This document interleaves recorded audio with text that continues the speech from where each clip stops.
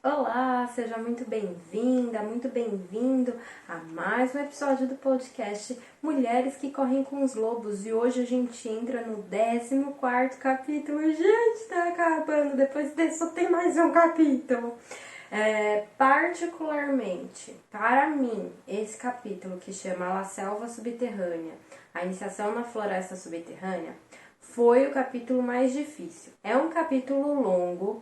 E por que pra mim foi mais difícil? Eu não sou o tipo de pessoa que gosta tanto das histórias, assim, né? Então tem a história principal, como tem nos outros capítulos, mas aí, nesse capítulo especificamente, a Clarice ela vai colocando mais história, né? Ela vai englobando outras histórias à história principal.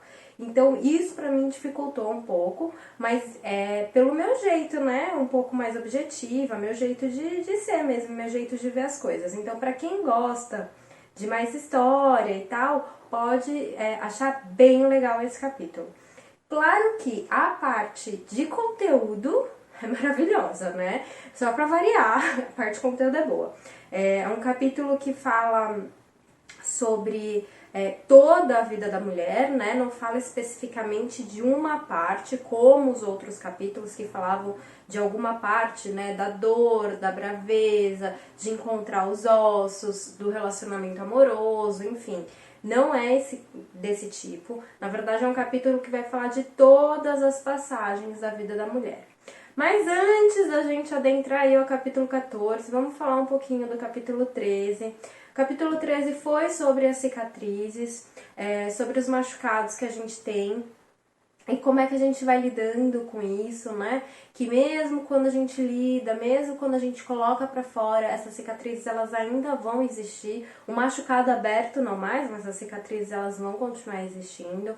Mas mesmo assim vale muito a pena a gente expor os nossos segredos, a gente expor aquilo que dói, porque essa exposição ajuda a gente entender, a compreender melhor e nesse trabalho de entendimento a gente vai conseguindo se sentir melhor, tá?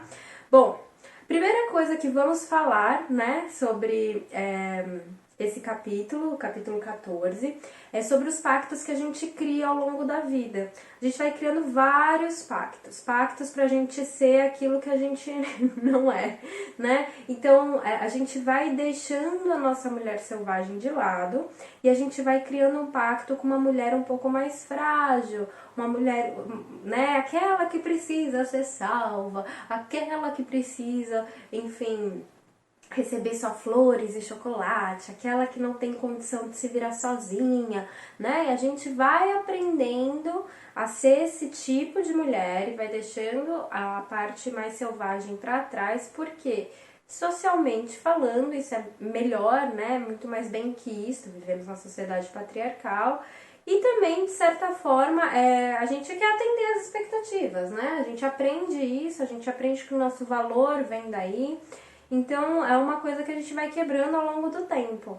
E muitas vezes existe um paradoxo, né, com esse pacto que a gente cria. Ele não é de todo mal. Por quê? Porque a partir do momento que a gente cria o pacto, a gente deixa a nossa mulher selvagem para trás e a gente cria uma máscara, uma armadura, uma pessoa que vai ali lidar com as nossas coisas que não somos nós mesmas, em algum momento a gente vai cansar disso. E por a gente cansar, a gente vai conseguir, de alguma maneira, entender melhor essa pessoa, sabe? Então esse paradoxo é bom, porque é como se eu perco a minha mulher selvagem e aí eu volto lá com mais maturidade, de um lugar já com uma outra visão, de uma outra perspectiva, e aí eu vou aprender talvez melhor sobre essa mulher selvagem. Então não é de todo mal, né? Esse pacto que a gente cria. Ao longo da vida, a gente renuncia à nossa intuição e aí a gente não sabe, né, muito bem aquilo que a gente está escolhendo, que muitas vezes nos parece o caminho mais fácil, mas a gente não sabe a dor que a gente vai receber em troca disso. Então, por exemplo, a gente escolhe, sei lá, né, fazer uma faculdade muito tradicional, como medicina, engenharia, advocacia, direito. A gente escolhe esse caminho porque ele parece mais fácil afinal de contas todo mundo vai aceitar, o pai e a mãe vão chorar, vão achar maravilhoso, ao invés de escolher o caminho, sei lá, da artes cênicas, da moda, da biologia, enfim, algo que não é muito bem quisto pela sociedade. E aí a gente acha que escolhendo esse caminho mais fácil vai ser melhor, né? A gente não vai ter tanta dor. Mas em algum momento a conta chega. A conta chega e você vai querer jogar tudo isso pro alto. Outro exemplo é, por exemplo, um relacionamento. A gente se mantém em relacionamentos que não são bons pra gente, que não nos fazem bem, só pra gente não ficar sozinha. A gente renuncia àquilo que a gente aquilo que, enfim, a gente traz dentro de nós, só pra gente não ficar só. E a gente acha que isso é uma boa renúncia, a gente acha, de fato, que a gente tá fazendo uma boa escolha, né? Porque a dor de ficar só, acredita-se que é maior do que essa dor de não ser quem a gente é, mas não existe nenhuma dor maior do que a gente não ser quem a gente é. Sempre que a gente é quem a gente a gente tem um lugar para voltar, a gente tem uma âncora, a gente sabe que ali tá seguro, por mais que o mundo ao nosso redor ele esteja virando de ponta cabeça, tá? Bom, o conhecimento sobre os nossos hábitos, da nossa alma, da nossa essência, eles precisam estar maduros para que a gente entenda. É engraçado que essa parte que a Clarissa fala é uma parte que, para mim, eu geralmente uso as palavras compreender e entender. Então, vamos supor que você hoje está se deparando com um assunto de relacionamento, né, e autoestima pela primeira vez na vida. Você vai entender esse assunto, porque você é um ser humano que pensa e tal, então você consegue entender o que está sendo falado, você consegue entender a teoria. Mas aquilo não faz muito sentido para você, não bate lá dentro, sabe? E aí você leva um tempo até compreender isso. Às vezes você precisa ver esse assunto inúmeras vezes ao longo da vida até você de fato compreender. E a partir do momento em que a gente compreende, que a gente tem essa maturidade, que a gente vai realmente adquirir esse autoconhecimento, que aquilo vai realmente fazer diferença na nossa vida. Porque até então, aquilo é uma teoria como 2 mais 2 é igual a 4, ou seja, meio nulo assim, né? Te ajuda, você entende e tal, mas você não consegue trazer aquilo para a sua vida na prática. Por quê? Porque não foi compreendido. E a gente leva tempo para essa compreensão em todas as áreas da nossa vida, com relação a todo o nosso autoconhecimento. E como cada dia a gente está mudando, então, por exemplo, hoje você aprende sobre autoestima e relacionamento, mas você só entendeu. Beleza, mas amanhã você vai entender também sobre codependência. Depois de amanhã você vai entender também sobre a sua autoimagem. Depois de amanhã você vai entender sobre a importância do autoconhecimento em si. Beleza. Aí, depois de amanhã, você vai voltar para o tema do relacionamento e autoestima e você vai falar: nossa, agora eu entendi. Por quê? Porque você precisou passar por todo esse caminho para ter maturidade para entender o primeiro tema. E é isso que vai acontecendo, né? E por isso que o caminho ele é sempre cíclico, porque aí você vai entender uma parte desse tema de relacionamento e autoestima. Aí depois você vai passar por todo o processo, aí você vai voltar lá, aí você vai entender uma segunda parte, e assim sucessivamente, entende? Então é importante a gente saber dessa maturidade, que a gente precisa ter um conhecimento sobre o autoconhecimento que vai levar a gente à compreensão e não só ao entendimento, tá certo?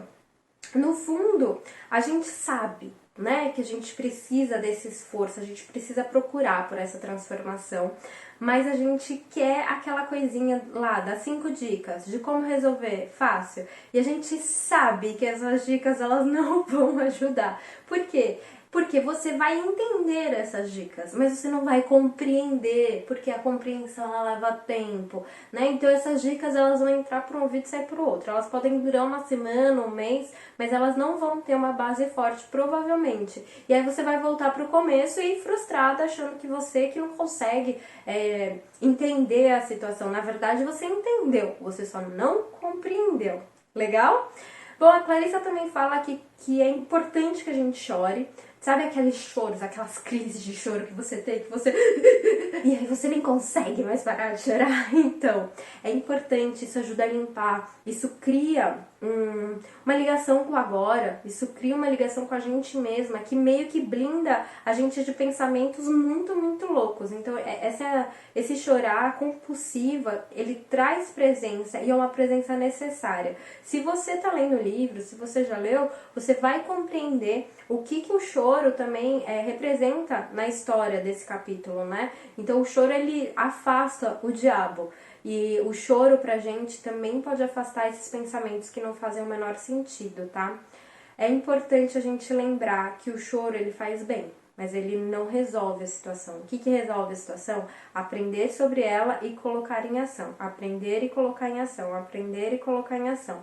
Então não adianta a gente só chorar, a gente só ficar ali com o sentimento, a gente abraçar o sentimento, acolher o sentimento e não entender, e não aprender. Por quê? Porque a gente precisa desse processo cognitivo em que a gente aprende, a gente entende e depois a gente compreende. E a partir dessa compreensão a gente traz para ação. A gente precisa desse caminho. Então isso é importante estar bem claro, tá? Quando a gente entra em contato com essa mulher selvagem, a gente sabe que sempre tem alguém esperando pela gente lá dentro. E isso é o que dá força, isso dá coragem, isso é que faz com que a gente vá. Os processos são cíclicos, mas a gente encontra uma vez essa mulher selvagem dentro da gente. E a partir dessa vez a gente vira a chave e tudo muda. E a gente consegue ir muito, muito, muito, muito, muito mais além, né? Por mais que às vezes a gente vai voltar, como a gente vai ver ainda um pouquinho mais pra frente, ainda nesse podcast, a gente vai voltar, a gente vai precisar voltar. Mas a gente já sabe pra onde voltar e a gente já sabe a força que a gente tem. Então a gente não tem medo, a gente volta. A gente volta e fala, tá, eu vou voltar e da hora que eu aprender, que eu compreender e que eu for colocar na ação, eu vou voltar muito melhor pra mim mesma, né? Eu vou voltar muito mais desenvolvida e sabendo lidar com as minhas situações, tá? Bom, a gente precisa passar pela iniciação. E a iniciação é o quê? É a gente decidir o que a gente vai fazer da vida. É a gente decidir que, tá, eu vou entrar no caminho do autoconhecimento e eu vou continuar nele, custe o que custar. Você precisa tomar essa decisão. Eu não posso tomar essa decisão por você. E ela precisa ser firme. É uma decisão, por quê? Porque o caminho do autoconhecimento é esse caminho cíclico. Então, se em algum momento você para, não é que você vai perder tudo aquilo, mas você não vai retroalimentar uma próxima parte, né?